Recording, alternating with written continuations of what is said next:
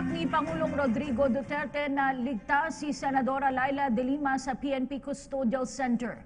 Ipinaubaya naman ng Pangulo sa korte ang pagdetermina sa mga kasong kinakaharap ng mambabatas. Si Rocky Ignacio sa detalye. Tiniyak ni Pangulong Rodrigo Duterte ang kaligtasan ni Senator Laila de Lima na nahaharap sa kaso ng paglabag sa Comprehensive Dangerous Drugs Act of 2002. Sinabi ito ng Pangulo sa panayaw ng media sa Malacanang kasabay ng launching ceremony ng Philippine Manufactured Mirage G4 for the Comprehensive Automotive Resurgence Strategy o CARS program. I'm sure that she is safe. I am. Well, and, I think people are interested not to see her death, but to see her in prison for what she did. Bahala na rin niya ang korte na magdetermina ng kasong kinakaharap ni de Lima. Sagot ito ng Pangulo sa pahayag ng kampo ng senadora na kawalan umano ng matibay na ebidensya. Wow.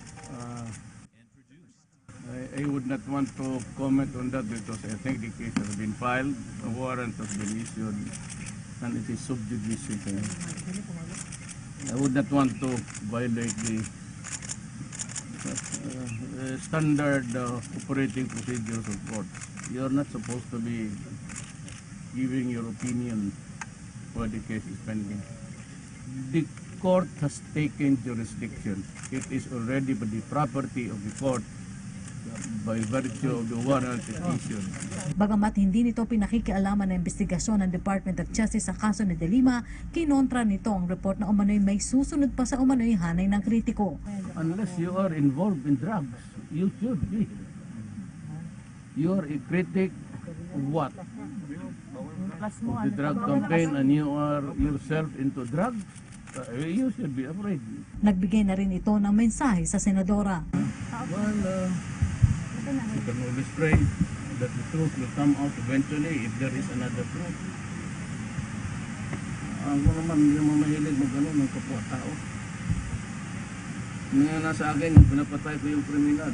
Talaga dapat mapatayin nila. How can we move in this country kung lahat bangag na lang sa droga? You know, kasi ganito lang ako, I love my country. I would really destroy it. Sa Pro-Duterte rally sa Quirino Grandstand, isinisigaw umano ang pangalan ni Senator Antonio Trillanes IV na kilala ng kritiko ng Pangulo. He is too insignificant to bother you, sir. Kasunod nito, nilinaw rin ng Pangulo ang pagsasangkot sa kanya ni PO3 Arthur Las Cañas sa umano'y Davao Death Squad. But as a policeman, yes. I saw him once, twice a year. Pero hindi niyo po yung parang sinasabi niya kasi nagbuo kayo ng task force tapos eventually that was used as a BDS. Walang transport. Tapos kita mo naman dito. I give the orders to the chief. Kay Batok, wala akong bata-bata. Even sa military, I just go to the... Not make it a habit to pull. Diba sinabi ko? Every now and then, do not create a cult. I do not need it. I do not need it. I do not like it. Kung anong binibigay ko sa ibang unit, yung binibigay ko sa kanila. Papuntang prison na ito. But I think you won this time. Anyway, just wait for the matrix. I'll distribute it with an explanation to the public. Sir, can you confirm if Baraan and Dayan would be one of the Yes, witnesses? Baraan would be the key player there. Baraan State witness, was a sir. key player dyan. And yung si Dayan. All orders that came out of this sordid detail of dilemma, I refuse to answer. At saka wala akong kailaman dyan sa mga bagay na yan. Hindi ako lumalaro ng ganon. Good afternoon, Mr. President. Evelyn Quiroz from Manila Bulletin Balita. Sir, yung governor po ba na tinutukoy nyo na convicted, may kapatid po rin po ba siyang congressman or mayor? Bakit mo alam? Chismosa ka. You're getting to the truth nearer by... Isa na lang po, Mr. President. May letter U po yung apelido niya. May letter U. I don't know about the other guy. bagong boyfriend. No, no, Mr. President, yung governor po. No, yung Yung gobernador? governor, opo. Wag na, total lalabas na yan bukas. Anyway, you have your correspondence there. Akala ko ba sa Davao ko yun na-assign? I'll wait for you. Be there but I'll be back on Sunday because I have to go to... I was invited by Presidente Arroyo to be present during her, I think, birthday celebration. So, by the way, I'm going there using a private chopper, for the social, yung personal ko na invitation, be a guest of baptismal, yung birthday. I do not use government assets. Mr. President, on a lighter note, yun pong mga earlier pronouncement nyo na ang PAGCOR and PCSO income po ay gagamitin sa... Alam mo, kung sa Davao to, pinalo ko na ng tubo yan. We do not have it in Davao. Pati ako nagmumotor ng big bike, binilihan ko talagang bagong... Binababawal ko yung ganon. Kagising ng patay ang mga ulol. Ano to? I do not have that kind of... Hindi naman ako ng but I do not allow it there in my place. During my mayorship. I don't know about now. It's my daughter. Mr. President, going back to my question, Okay. yun pong income ng PAGCOR and PCSO, ang sabi niyo po ay pupunta sa health services. No, let Naumpisahan na po me ba yun? explain. Pag na-late ako sa i-book mo ako ng next available ride. Itong PAGCOR, itong lahat ng earnings ng PAGCOR, which is about 30 to 35 billion, will be used exclusively para sa mga medicines ng lahat ng Pilipino. So, punta lang sila doon sa City Health and I hope it would be utilized correctly. Ayaw ko yung wala na akong ibig sabihin, pero sinasabi ko lang yung totoo. Ayaw ko yung nakawan ng medisina, kunan, cutting dito, cutting doon. But this will be used for, I'll be revive the butikan ng bayan near the places where the government centers are. And itong 30 to 35 billion, gagamitin lang ito para sa medisina ng tao. So, para walang mag-uwi na hindi makabili ng medisina. Now, itong online, galit ako kasi nag-sprout everywhere. It started with dyan sa PAGCOR where the gambling head office is located. Then it started to sprout all over Dewey Boulevard, pati na yung mga barangay sa likod sa Pasay. Kaya ako nagalit kasi pati yung mga bata naglalaro na, pati kanino-kanino, at there was no way of collecting the proper taxes. Kaya ako nagalit because there are these persons who own it. Ngayon ko mga oligarchs, ito yung nakukuha ng mga privileges, concessions, franchise. Ang kapital nila laway lang kasi malalakas sila sa gobyerno. Pati mayayaman. This has to stop. This has to stop. Hindi na nila panahon ngayon. So, yun, ibabalik ko yung online provided taxes are correctly collected and they are situated or placed in the districts where gambling is allowed, which means to say, not within the church distance schools. Papayag ako, pay the correct taxes, you gamble your death until you die. I do not really care. Magbayad ka ng taxes and this will add to the fund, special trust fund for the medicines of the poor Filipinos. Am I clear there? Good afternoon, sir. I'm Ina from CNN Philippines. Hindi ba pagalan mo? Ano lang ha? My question is on your anti-drug drive. Some urban poor groups are complaining that your efforts to go after drug suspects are too focused on poor communities. Majority of the alleged drug suspects being killed are poor. What are your directives, if any, regarding efforts to go after drug suspects from the more well-off sectors? I have been telling everybody, itong mga poor bleeding hearts, kunwari, para maging hero sila in front of gullible people. I'm telling you time and again that the drug lords are not here. They are outside directing the traffic of drugs by cell phones, satellite cell phones, and they have this big picture of the Philippines where they can zero in on any particular. Baski dito itong sa punerarya ngayon. Magzo-zoom nila yan. Real time and they can hear us. Itong mga gagong ito, nakikinig itong. And itong nasa baba po, mga lieutenants lang yan. Mga Teniente del Barrio. Ang sa baba niyan, kasali, sad to say, ang mga pulis. Kaya itong may pulis ko mamatay ako, I'm losing 2 policemen a day on the average.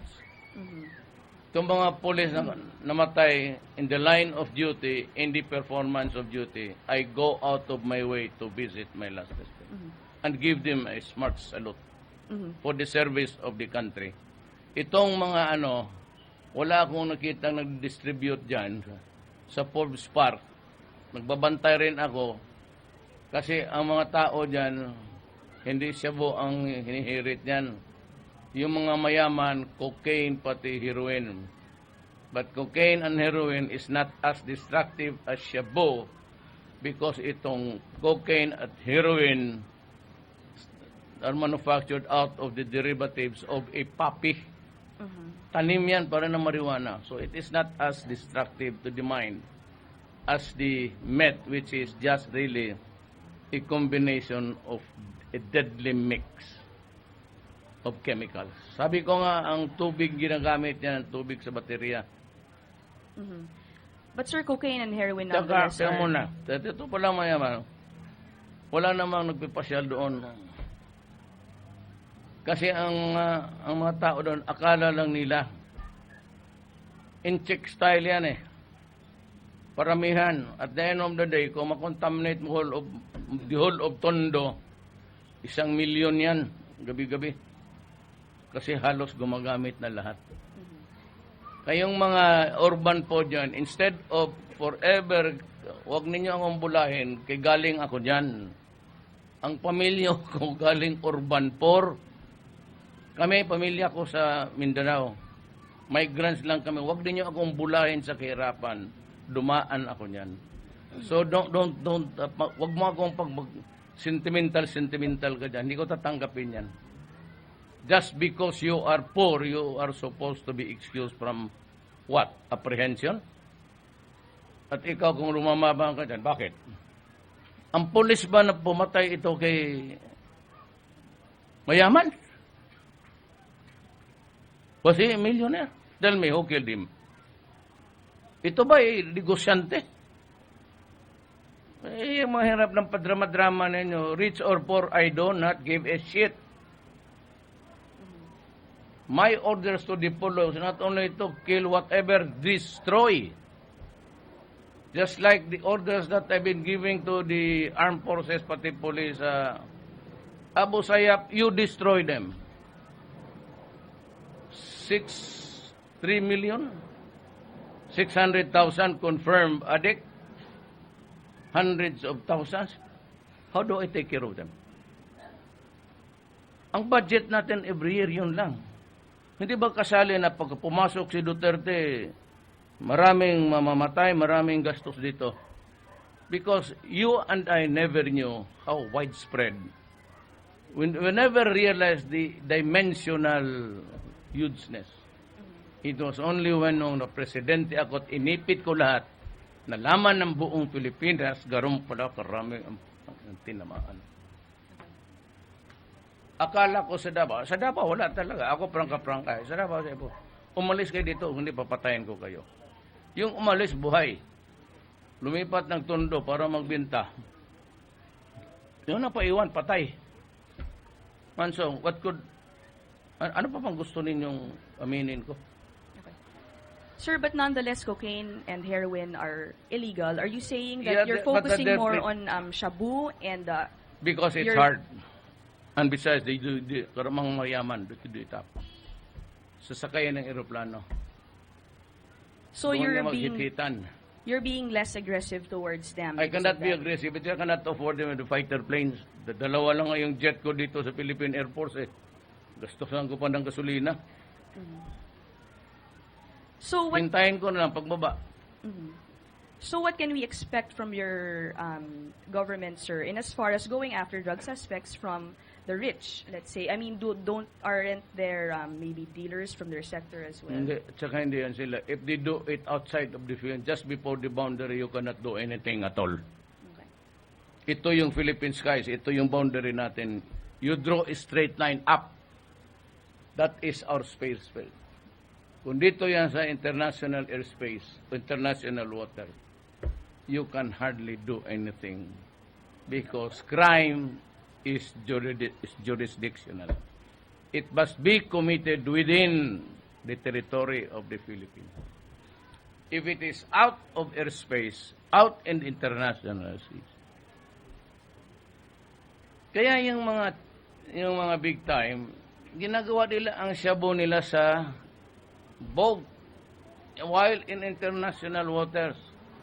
Just before nearing the boundary, itatapo nila yan, lagyan nila ng GPS. So, malocate ngayon yan ng mga drogista kung saan nakaparking. Stop the sense about the poor and the rich. Kasi kung sabihin ko, mayaman lang ang hulihin ko, ang mahirap hindi, this country will go down as fast as.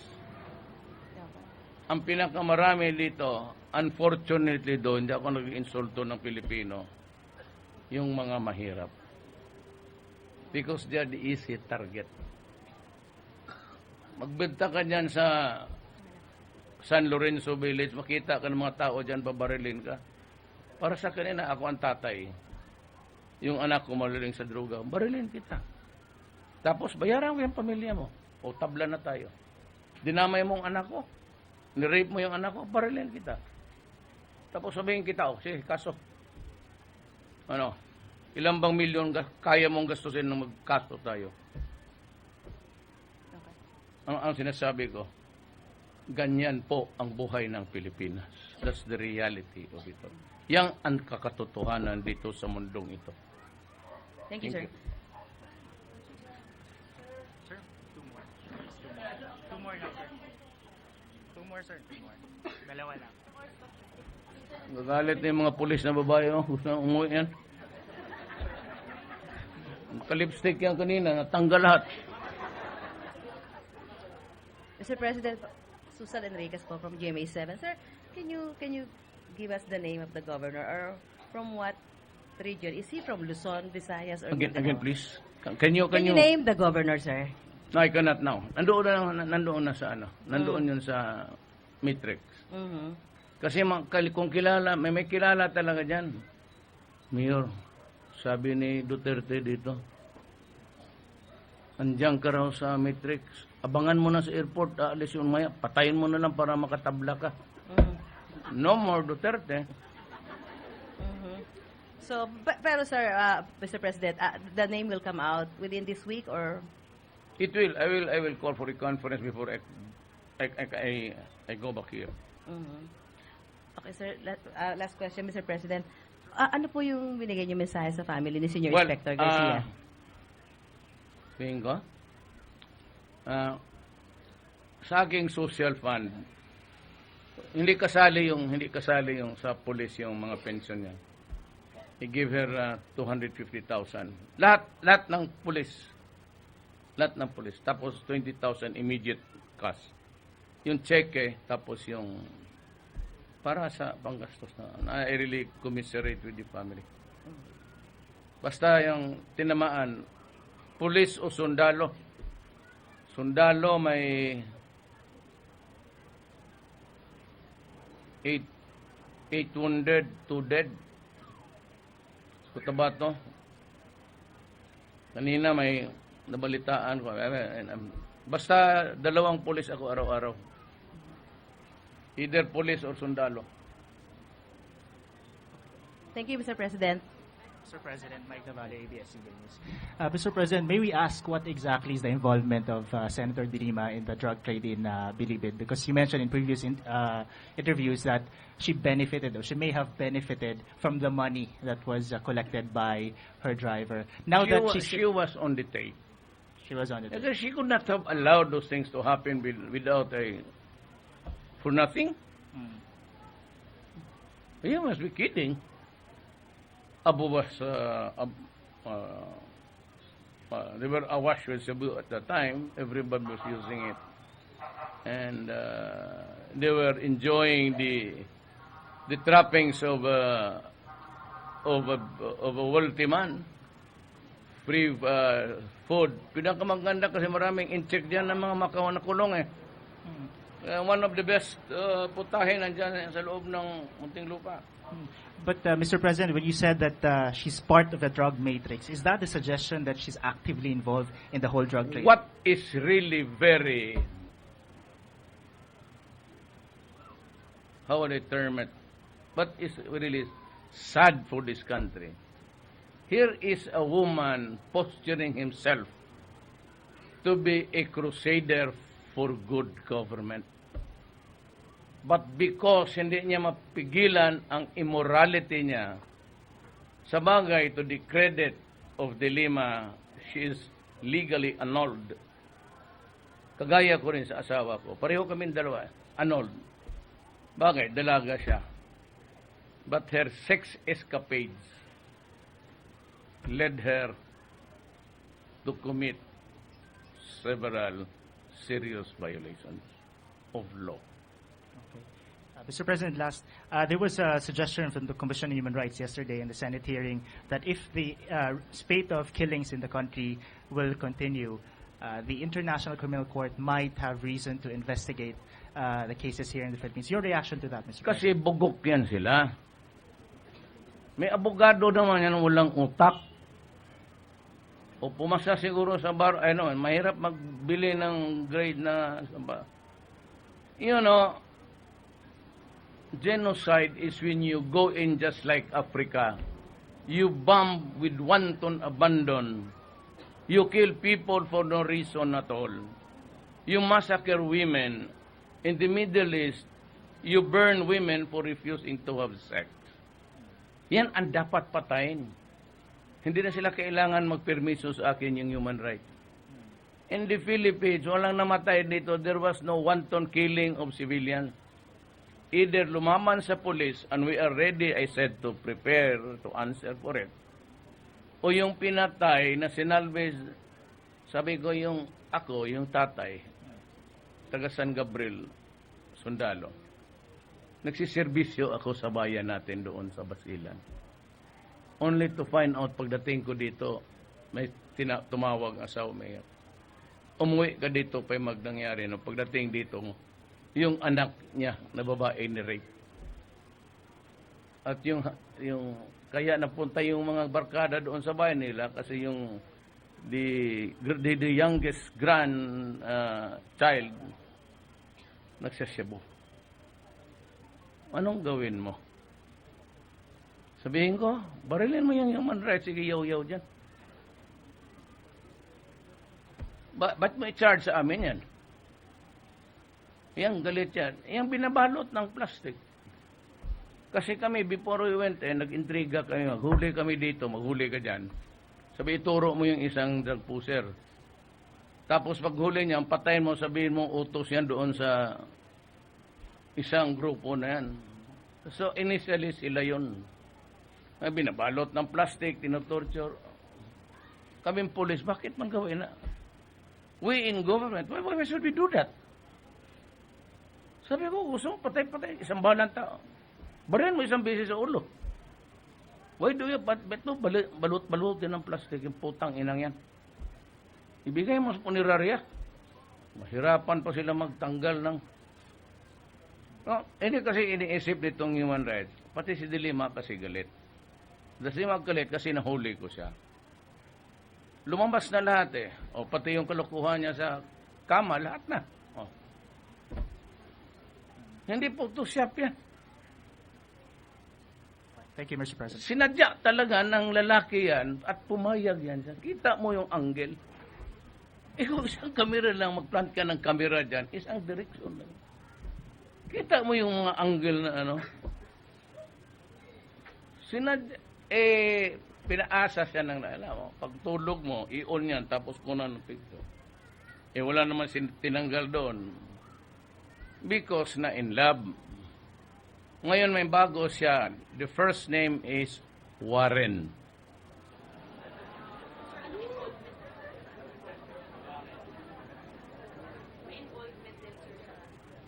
Ang trabaho ni Warren, walang apelyido. Nagmumotor ahead. Yung haggard na escort niya. MMDA. Sino may sabi sa akin? Isa sa nag-report noon pa. Kaya namin, pero tapos na yung nalaman ko yung driver. Si Tolentino, ang MMDA chairman.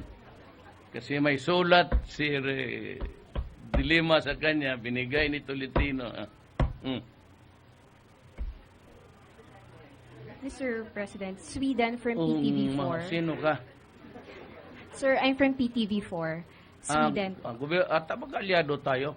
Yes, Mr. President, the Warren that you mentioned, does he also have involvement in illegal drug activities? Si De Lima? Yung Warren po. Wala. And even De Lima, I would be also careless with. She facilitated everything for money. But De Lima was never into, sige, magpabili ka ng ganon. I would be lying if I do that. And I would not be as honest as I can ever be with you. Because of her pitfalls. Yung hindi niya yung mapaibig eh. Alam mo na yung init ng, they call it chok-chak. Chak-chok siguro sa inyo. Sir, follow-up lang po dun sa ating... What is there to say? Ano man sabihin ko? I have to explain it in the dictionary na it is an act relating to the chuk-chak na lang. Chak-chuk. Chuk-chak, chak-chuk. She never denied it. All lies, hindi yan. Nanda sa droga ako. But she never said, yung kami ni... Kasi putang inan to.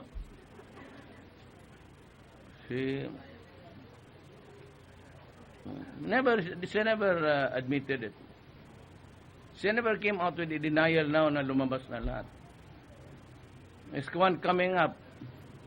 Paano si Warren? Nakalimutan sa istorya. Sir, follow up on our ongoing peace talks. Sir, are you satisfied so far with the results of our peace talks in Oslo? They are starting now. I think it's today. Yesterday, today. Nauna tayo. Yes, they have started to talk seriously. I hope substantial matters are taken up today. But I am not, I have as yet to call for a ceasefire. Nauna na ako noon just to show my good faith even without consulting the armed forces pati police. Gusto ko lang talaga ipakita ko na I'm dealing with them in utmost good faith. Ano ang nangyari? Inambos pati yung police pati yung sundalo. Kaya ako nagalit. So ni-withdraw ko yung aking declaration ng ceasefire, unilateral yun, akin lang yun. They have theirs already, but I have to think. But I have already consulted with the commanding generals of the armed forces of the Philippines, Army, Navy, pati police, and we are of the opinion that it will be good to declare a ceasefire. When? Tingnan ko muna. I decide when I'm ready. Okay? Uwi na kayo? Mag-uwi kayo sa Davao. Sabay ka lang tayo. Bilihan ko kay ticket, tara.